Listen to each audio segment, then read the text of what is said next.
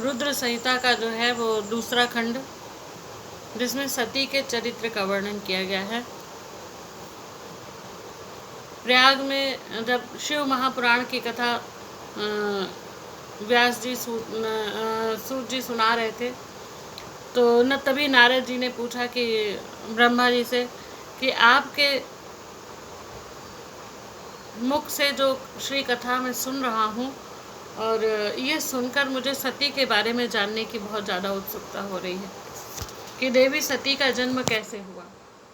तब ब्रह्मा जी ने बताया कि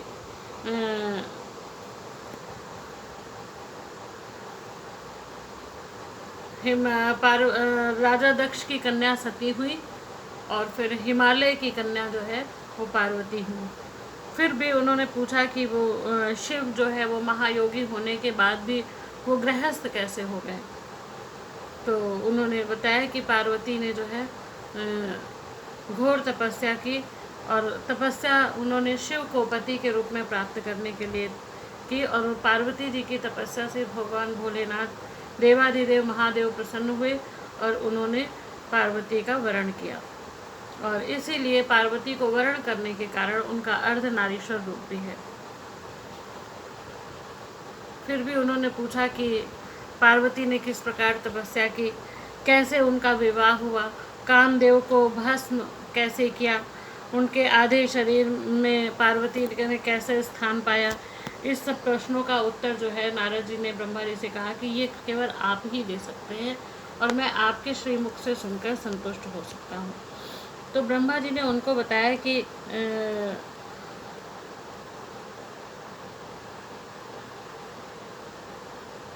ब्रह्मा जी ने बताया कि पहले ब्रह्मा जी को एक कन्या हुई, उस कन्या से वो जो है काम से पीड़ित हो गए, कन्या के प्रति ही। तब भगवान रुद्र ने उनको बहुत ही धिक्कारा और उनको श्राप दिया, और वहाँ से वो कैलाश पर्वत चले गए। कहने लगे भगवान शिव को मैंने समझाने की बहुत कोशिश की, लेकिन ब्रह्मा जी के सारे प्रयत्न निष्फल हो गए। तब जो है ब्रह्मा ने शिव की आराधना की, और शिव जी ने उनको काफ़ी समझाया, लेकिन मैंने हट नहीं छोड़ा। फिर रुद्रदेव को मोहित करने के लिए जब ब्रह्मा जी ने शक्ति का उपयोग किया, तब उन्होंने बताया कि मेरे पुत्र जो दक्ष थे उनके यहाँ जो है वो सती का जन्म हुआ। तो दक्ष की सुता उमा के नाम से उत्पन्न होकर कठिन तप करके रुद्र की स्त्री हुई। फिर रुद्र ने गृहस्थ आश्रम में सुखपूर्वक व्यतीत किया। उधर शिव जी की माया से दक्ष को जब घमंड हो गया, तो वो महादेव की निंदा करने लगा। तो उस समय दक्ष ने विशाल यज्ञ का आयोजन किया, और उसमें सभी ऋषि मुनि देवताओं को निमंत्रण दिया, एकमात्र भगवान देवादिदेव महादेव को निमंत्रण नहीं दिया। और सती ने जब मायके जाना चाहा, तो भगवान शिव ने उनको समझाया कि जो है बिना बुलाए भी किसी आयोजन में नहीं जाते, चाहे वो माता पिता का घर ही क्यों ना हो। लेकिन सती ने बहुत घर जाने का हट किया कि मेरे माता पिता हैं, मैं जाऊंगी। तो भगवान शिव ने जो है उन्हें घर जाने की आज्ञा दे दी, उनका सारा सामान रखवाया और नंदी पर, और उनको नंदी के साथ भेजा। सती जब पिता के घर पहुंची, तो वहाँ यज्ञ में देख रही थी कि सभी देवताओं का, ऋषि महर्षियों का भाग रखा था, स्थान था, लेकिन वहाँ देवाधिदेव महादेव का कोई स्थान नहीं था।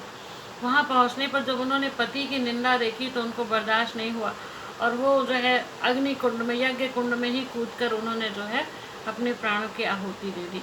और जब यह समाचार शिव जी तक पहुँचा, तो वो बहुत ही कुपित हुए, और उन्होंने अपनी जटा का एक बाल उखाड़ा, उससे जो है वो वीरभद्र नाम के गण उत्पन्न हुए, और शिव ने वीरभद्र को आज्ञा दी कि वो दक्ष यज्ञ का विध्वंस करके आए।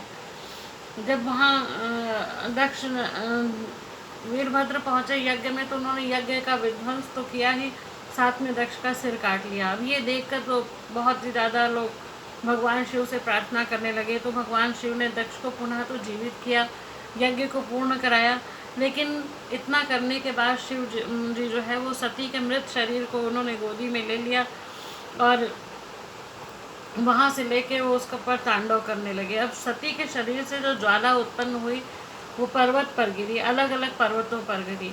जब ज्वाला पर्वत पर गिरी, तो उसका नाम ज्वालामुखी हुआ, जो आज भी पूजित है। वो स्थान आज भी जो है ज्वालामुखी नाम से, गोरख दिव्य वहाँ पर विराजमान है।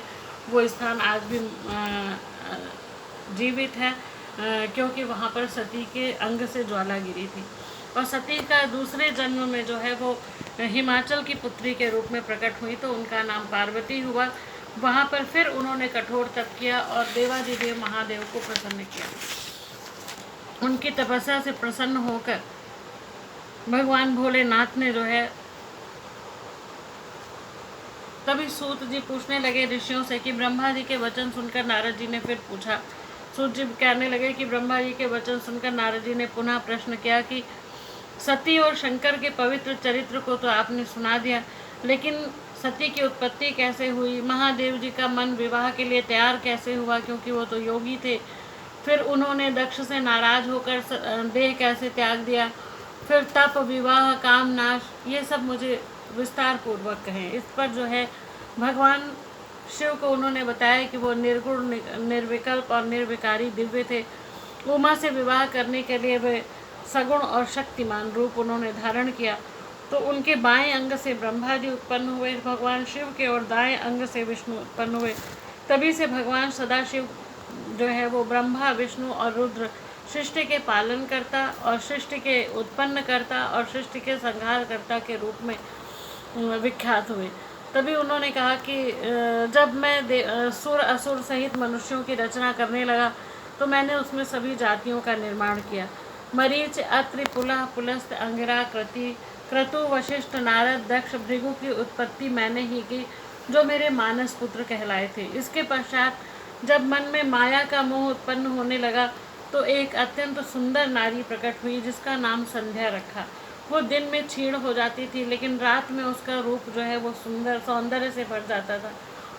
संध्या का चरित्र था कि वो निरंतर जप करती रहती थी, तो उनके सौंदर्य से जो है ऋषि, मुनि, ब्रह्मा भी जो है वो भ्रमित हो जाते थे।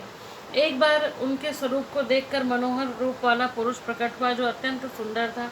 वो शरीर का मध्य भाग पतला था, बालों से युक्त था, बहुत अत्यंत सुंदर स्वरूप था। और तभी जो है उसने ब्रह्मा के सामने सिर झुकाकर प्रणाम किया और कहा कि ब्राह्मण, आप अत्यंत शक्तिशाली हैं, मुझ पर कृपा करें, मेरे योग्य कोई कार्य बताएं। तो ब्रह्मा ने कहा कि भद्र पुरुष, तुम सनातनी सृष्टि की उत्पत्ति करो और इसी स्वरूप में फूल के 5 बाण जो स्त्री और पुरुष को मोहित करो। इस जगत में तुम्हारा कोई भी तिरस्कार नहीं कर पाएगा। तुम छिपकर प्राणियों के हृदय में प्रवेश करके और सुख का हेतु बनकर सृष्टि का सनातन कार्य में आगे बढ़ोगे। तुम्हें पुष्प में बाण सहित समस्त प्राणियों को भेद कर उनमें मदमस्त हो सकोगे। आज से तुम पुष्प बाण के नाम से जाने जाओगे। इस प्रकार जो है उस पुरुष का नाम पुष्प बाण रखा, और कामदेव जी को ब्रह्मा के द्वारा जो है वो श्राप मिला। तो यहीं पर जो है वो आज अपनी वाणी को विराम देती हूँ। आगे की कथा जो है वो कल कहते हैं कि कामदेव आगे की कुछ अच्छी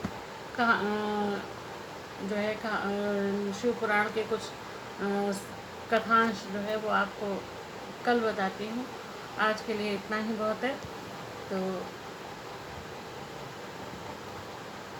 महत्वपूर्ण मंत्र बोलती हूँ। त्र्यंबकं यजामहे सुगंधिं पुष्टिवर्धनम् उर्वारुकमिव बन्धनान् मृत्योर्मुक्षीयमामृतात्। ॐ त्र्यंबकं यजामहे सुगंधिं पुष्टिवर्धनम् उर्वारुकमिव बन्धनान् मृत्योर्मुक्षीयमामृतात्।